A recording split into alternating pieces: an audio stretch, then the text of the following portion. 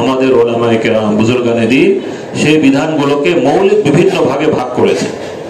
ইবাদাত, মুআমালাত, মুআশারাত, আখলাক, বিভিন্ন ভাগে ভাগ করেছেন। ইবাদাত মানে হলো আল্লাহ তাআলার ইবাদত বন্দেগী, এটা হলো আল্লাহ তাআলার বিধিবিধানের এক বিরাট অংশ যা ইবাদত বন্দেগীর সাথে সংশ্লিষ্ট।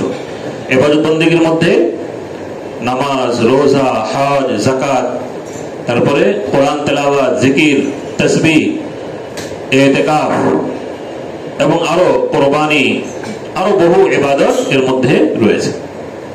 এই সকল ইবাদত, এই সংক্রান্ত বিধিবিধান, এটা হলো ইসলামের বিধিবিধানের এক বড় অংশ।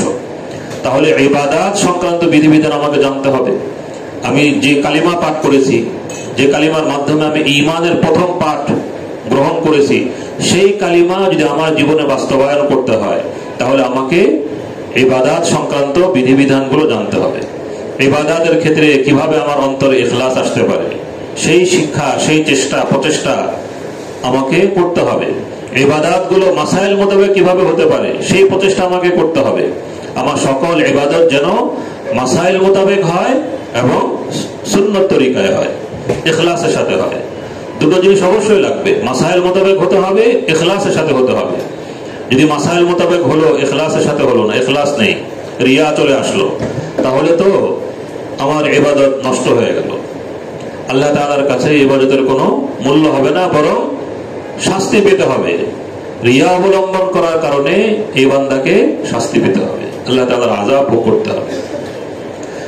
এরপরে ইখলাস আছে, আল্লাহর জন্যই করছে, কিন্তু নিয়ম পদ্ধতি জানে না, মাসাইল শিখেনি, ঠিক মতো করতে পারছে না।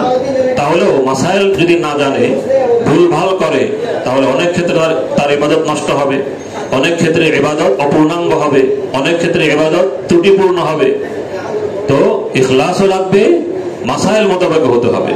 তো মাসাইল মোতাবেক যেন হয়, উলামায়ে কেরামের নিকট থেকে মাসাইল জানতে হবে, ইখলাস মোতাবেক যেন হয়। এজন্য ইখলাসের শিক্ষক আমাদের বুজুর্গানে দ্বীনের কাছ থেকে তাদের সহবতে বসে নিজের মধ্যে সে ইখলাস পয়দা করার চেষ্টা করতে হবে। এটা হলো ইবাদত।